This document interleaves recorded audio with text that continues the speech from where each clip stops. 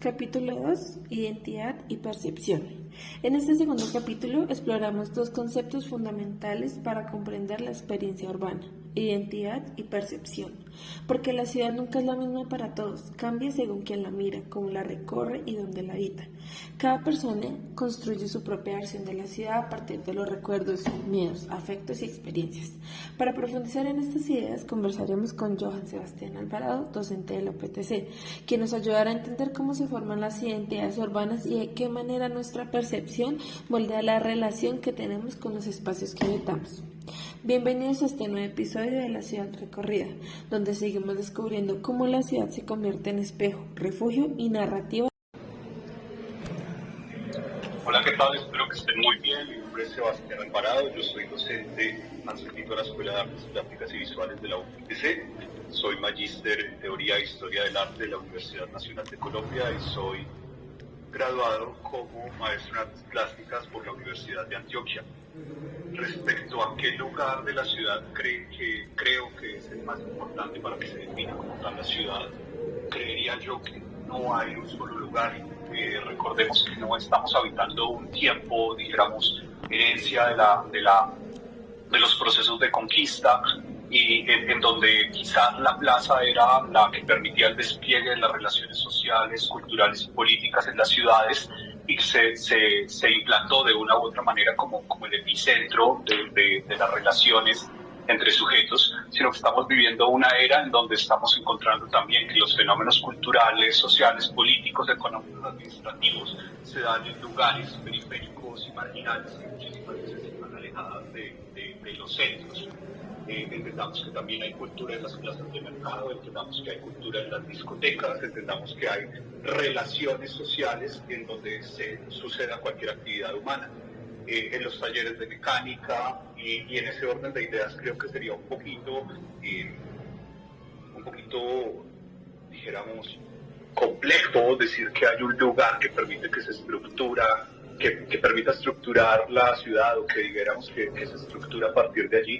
Considero que son más bien las relaciones entre distintos puntos, relaciones, actividades y tránsitos los que permiten que la ciudad se defina como tal. Ahora consideremos que pues en los poblados en los que nosotros estamos, en los municipios, en los centros poblacionales que nosotros tenemos, pues hay unas grandes diferencias, dijéramos, respecto a la lectura de ciudad, ¿no? Es decir, la ciudad puede ser Tunja, puede ser Duitama, Sogamos o Paipa para una persona que viene de una vereda, ¿cierto?, de algún corregimiento, hacer un trámite, como por ejemplo ir a hacer alguna cosa en la notaría, vender su ganado, qué sé yo. Pero tengamos en cuenta que estos centros de aglomeración pues van a ser pequeños, ínfimos, y van a poner en tensión también esa lectura de ciudad si estuviésemos mirando un contexto más grande, ¿no? Curiosamente, para los franceses ese concepto de ciudad son como 8 ciudades en el mundo, lo demás son villes y lo demás son pueblos. Entonces sería bueno también como poner en contraste este tipo de relaciones. Pero si nos centramos nosotros a mirar este tipo de experiencias dentro de los lugares que nosotros vivimos, pues bueno también entender que se dan esas relaciones de estructura, más bien a partir de distintos escenarios, lugares, relaciones, y sobre todo que las relaciones entre sujetos conforman la cultura, y que estas actividades intersubjetivas pues nos permiten también leer las ciudades de distintas maneras. Para mí es tan importante como decía ahorita, la plaza de mercado, la discoteca, el sitio en donde compro el pollo a la vuelta de la esquina, como otro tipo de lugares, las iglesias y demás. Creo que las relaciones entre los sujetos, los lugares y aquello que sucede en esos lugares son los que conforman las dinámicas de la ciudad. No creo que sea uno solo, y creo que sería como extremadamente curioso decir que es uno solo el que estructura la ciudad. Pues los sujetos recorren las ciudades y es lo que veo yo que les pueda aportar. Sí, es interesante esa mirada, digamos, que no son las estructuras las que definen la ciudad, sino las relaciones que se tejen frente a estos espacios. Es como otra forma de mirarlo. Bueno, la siguiente pregunta, profe, es: ¿la identidad de la ciudad se desvanece a medida que esta crece, y es que si buscamos comparaciones entre una y otra ciudad, digamos que hay una identidad, una pertenencia más marcada, puede ser como equivalente a la cantidad de personas que la habitan. Su merced, ¿qué opina? Es una pregunta fascinante en el sentido de que, pues, digamos, en la medida en que la ciudad empieza a perder sus bordes urbanos y se empieza a vincular lo urbano con lo rural, lo que denominamos urbano, nos vamos a dar cuenta que en la medida en que se van desdibujando, emborronando los mismos límites y que van apareciendo cada vez unos paisajes entre comillas naturales, pues hay menos gente habitando allí y quizás estas relaciones de identidad empiezan a volverse más identificables, por decirlo así. Porque nosotros nos damos cuenta que cuantas más personas estén juntas, más difícil es pensarse en una identidad. Y sobre todo en las ciudades, es decir, pongamos como ejemplo cualquier lugar de Colombia, pongámoslo Bogotá, por ejemplo. Pues Bogotá es una ciudad cosmopolita, es intercultural, hay demasiadas culturas cohabitando y démonos cuenta que Bogotá es cada vez menos de los bogotanos. Y quizás esas son como tantas las reclamaciones que hacen, porque de pronto en medio de esa pérdida de querer el lugar de origen, pues van trayéndose otras prácticas, unos enajenamientos también dentro de las dinámicas y las actividades que se dan dentro de las ciudades. Y en la medida en que, si nosotros miramos un municipio pequeño en Colombia y nos damos cuenta que van apareciendo las veredas y que van habitando cada vez menos personas los lugares, y esos paisajes entre comillas naturales pues van revelando cada vez más como la presencia y también dijéramos que es un poco cuestionable entre comillas del campo, pues se hacen como más identificables, pero eso no quiere decir que no traigan también consigo otras culturas. Es decir, una persona que viva por ejemplo en Villa de Leyva tiene también este tipo de fenómenos. Cuanto más alejados estén, no quiere decir que sean más campesinos, más autóctonos, sino que por el contrario traen otras culturas, porque en ese caso, por ejemplo, Villa de Leyva pues tiene cada vez más habitantes de otras regiones del país que de la misma Boyacá. Y en ese sentido se hacen es como más identificables, pero pues también arrastran otras culturas, ¿no? Por ejemplo, mi abuela, que vivía en las afueras de Sogamoso, ella era llanera y traía consigo tradiciones del llano, aunque habitaba en Boyacá. Entonces, a esto me refiero. Creo que ese término de identidad a mí me resulta conflictivo, en el sentido en que nosotros somos herederos y arrastramos muchas otras culturas, incluso sin saberlo y sin quererlo, ¿no?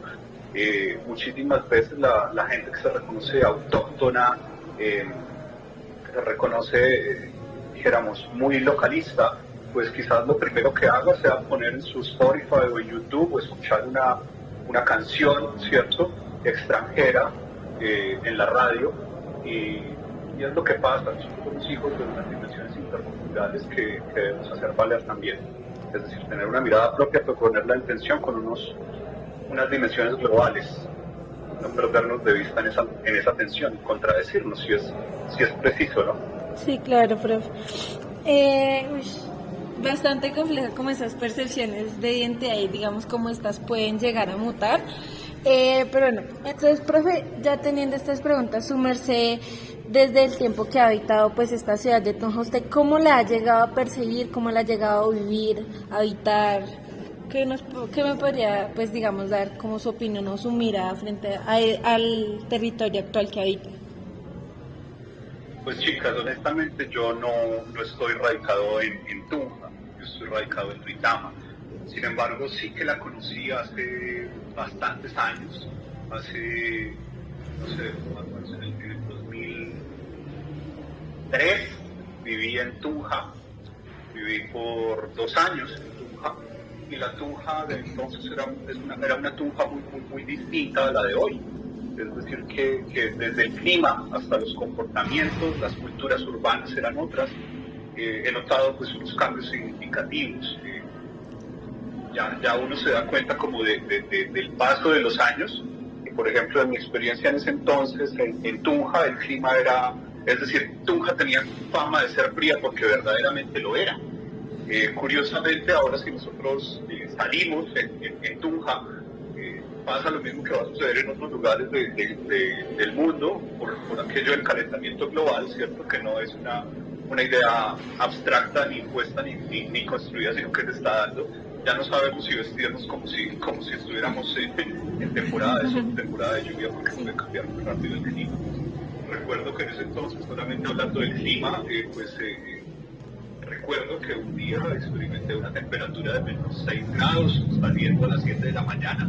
Fue curioso, el césped, pues el pasto de por ejemplo, el parque mismo, que por ahí estaba lleno de hielo, había neblina bajísima, no se veía sino como 1 metro. Fue un día que recuerdo mucho agrado porque me encanta creo que, no sé si esto todavía se vea, pero recuerdo mucho como ese tipo de experiencias que viene después de eso, es decir, la gente se vestía diferente también, comportamiento frente al clima. Por ejemplo, Tunja era conciertos de rock y de metal, ya eso ha cambiado. Había unas discotecas muy cerca de la UTC que eran pues otra cosa, sonaba otra música, ¿sí? Pero, y también Tunja no era la ciudad en crecimiento como ahora. Creo que en ese entonces, en términos arquitectónicos, urbanísticos, estaba un poco estancada. Ahora, dijéramos, uno allá por el lado de Unicentro, de Viva, la misma variante hacia Bogotá, pues tiene otra posibilidad, otro recorrido, otra mirada de la Tunja que yo conocí entonces, ¿no? Sí, no, pues, como digamos, a partir, digamos, de la memoria que pues su merced tenía, así no esté radicada acá, también se puede empezar a crear como pues otra ciudad, como un imaginario de la ciudad que su merced llegó a habitar y que pues digamos ahorita, aunque su merced no esté radicado, pues la visita pues diariamente, ¿no? Entonces, pues es como interesante con esas miradas. Profe, ya como última pregunta me gustaría preguntarle cómo viven los espacios públicos y cómo influyen en la vida cotidiana. Y es que, digamos, ahorita en las ciudades, como digamos este sentimiento de lo público, estos espacios públicos se ven deteriorados o simplemente ya no son tan públicos, sino se vuelven más privados. Entonces, ¿cómo es que estos cambios en los espacios privados han influido en nuestra vida cotidiana, en la cotidianidad de las personas? Yo creo que los espacios públicos también hacen eco sobre las prácticas y las relaciones que tienen los sujetos con su entorno y con el cotidiano desplazamiento en las ciudades y lo que sucede dentro de ellas.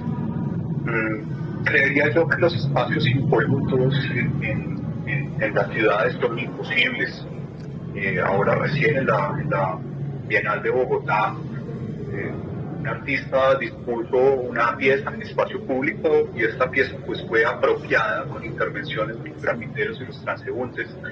Y contrario a lo que se dice en términos de la preservación de la pieza, creo yo que ganó, porque nos está también hablando de la manera en que viven las personas y también la manera en que interactúan frente a las ideas y las dimensiones estéticas de aquello que es puesto o impuesto en los lugares públicos, en los espacios públicos.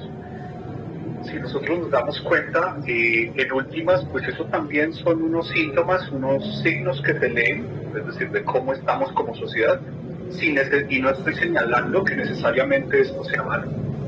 Muchísimas veces para que las cosas se vean deben estar intervenidas, que fue lo que sucedió, por ejemplo, muchísimas veces en Bogotá con las esculturas de la Avenida El Dorado, próximas al aeropuerto, que la gente les empezó a prestar atención, a darse cuenta que estaban ahí, hasta que estaban en un estado deplorable.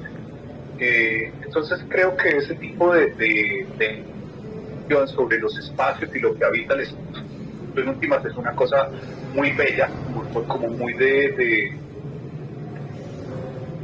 unas dinámicas estéticas del siglo XVIII que nos dicen pues que en últimas estos fenómenos perceptuales y la manera en que nosotros vivimos pues provienen de la física, es decir, hay materia en el espacio, ¿cierto? Y nosotros estamos también habitándolo.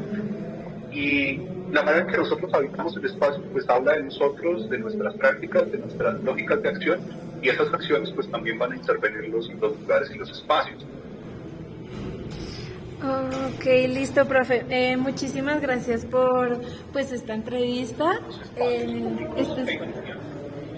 Las personas son maneras de apropiarse y de vivir la ciudad, y por otro lado la privatización de esos espacios pues se puede dar de distintas maneras, porque siempre hay una fiscalización de lo público, desde los vecinos por ejemplo hasta los mecanismos de control, desde la policía, las administraciones, etcétera. Entonces eso se va a dar de muchísimas maneras y de muchísimas lógicas.